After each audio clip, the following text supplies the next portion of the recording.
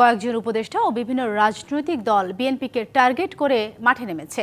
তাদের উদ্দেশ্য বিভিন্ন তকমা লাগিয়ে রাজনীতির মাঠ থেকে বিএনপিকে সরানো, এমন অভিযোগ দলটির সিনিয়র যুগ্ম মহাসচিব রুহুল কবির রিজভীর। বিএনপির আরেক নেতা জয়নুল আবদিন ফারুক বলেছেন, নির্বাচন বানচাল করতে নানা পদ্ধতির কথা বলছে কিছু দল। প্রশাসনে আওয়ামী লীগের দোসরদের রাখার প্রতিবাদে জাতীয় প্রেস ক্লাবে সমাবেশ। এতে যোগ দিয়ে বিএনপি চেয়ারপারসন উপদেষ্টা জয়নুল আবদিন ফারুক অভিযোগ করেন, নির্বাচন নিয়ে ষড়যন্ত্র চলছে, এজন্য সামনে আনা হচ্ছে নানা পদ্ধতি। ইন্টারিয়াম গভর্নমেন্টকে বিষাক্ত করে তোলার জন্য আপনারা রাস্তায় নেমে যে আমাদেরকে বিভক্তি করার হীন চেষ্টা করছেন।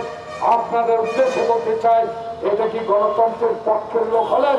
এদিকে রাজধানীর নয়াপল্টনে বিএনপির কেন্দ্রীয় কার্যালয়ে এক অনুষ্ঠানে দলের সিনিয়র যুগ্ম মহাসচিব রুহুল কবির রিজভী অভিযোগ করেন, নির্বাচন সামনে রেখে বিএনপিকে নিয়ে ষড়যন্ত্র চলছে।